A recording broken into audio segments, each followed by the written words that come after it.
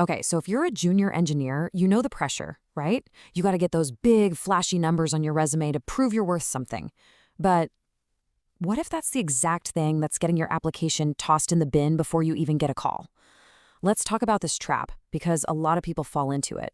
Quantify your impact. I mean, how many times have you heard that? It's the number one piece of career advice hammered into every single CS student. And hey, as architects here in the Valley, we see it on resumes all day long. It's become this gospel. And today, we're going to show you why that gospel is flawed. Because here's the absolute truth, and this comes straight from a hiring manager at AMD. That resume you spent weeks, maybe months, loading up with all those percentages and impressive-sounding metrics, that might be the very thing that gets you disqualified, like, instantly. So what is going on here? All right, to really get this, we have to look at a story. It's from an exit interview with an intern at AMD, and this is where all that conventional wisdom just gets completely flipped on its head.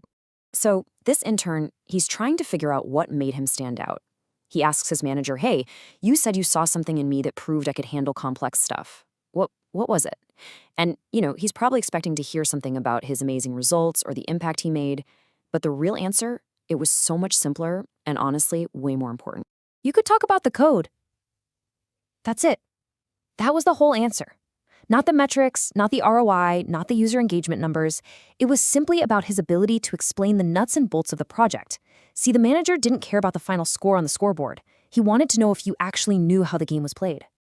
And this, right here, this is what we call engineering depth. It's not just knowing what you built, it's about knowing how you built it, and the most crucial part, why you built it that way.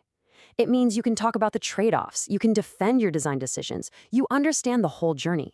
It shows you are really in there, in the trenches, not just copying a tutorial. And the manager didn't stop there. He said a, quote, disappointingly many number of candidates, even for full-time jobs, fall right into this trap.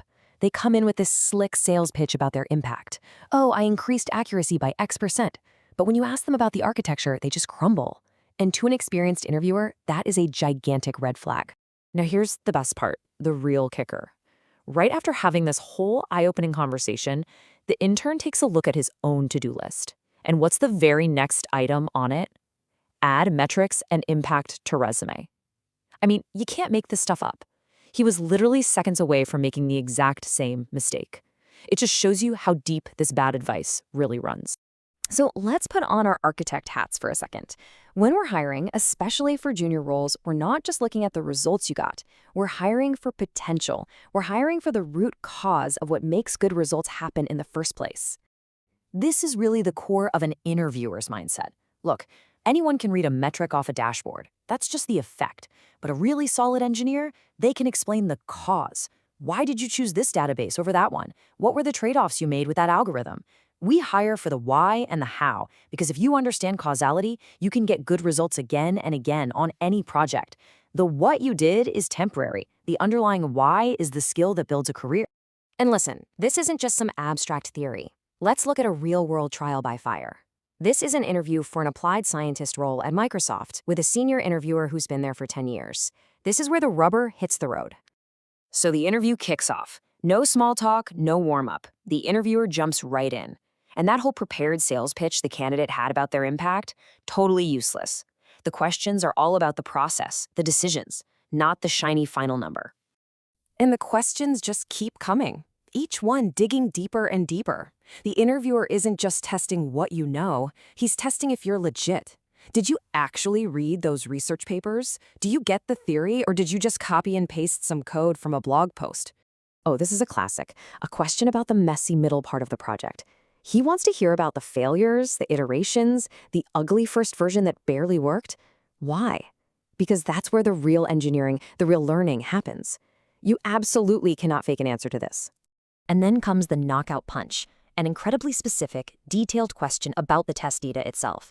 I mean, this goes so far beyond I improved accuracy by 5%. This is the kind of question that only someone who truly lived and breathed their project, someone who is genuinely curious, could ever even hope to answer. So how did the candidate possibly survive this? Well, it wasn't because he had a polished story. It's because during his internship, he had actually done all these deep dives, not for a resume bullet point, but just because he was curious. That knowledge, the stuff that might have seemed useless at the time, was the one thing that proved his depth and got him through the gauntlet. So, what's the big takeaway here? You need a new blueprint for how you talk about your work. It's time to stop chasing those vanity metrics and start architecting a story that shows off your true engineering depth. Here's your path forward. It's 3 simple steps. First, for every single project you do, you have to understand the why. Why this framework? Why this pattern? Second, you have to master your architecture. Be ready to defend every single choice and talk about the trade-offs. And third, practice. Seriously, practice explaining your code and your decisions out loud, to a friend, to your dog, whatever. So when the pressure is on in that interview, the words just... So forget the flashy numbers for a minute. The next time you prep for an interview or even just update your LinkedIn, ask yourself this one simple, powerful question. Because at the end of the day, this is what it all comes down to.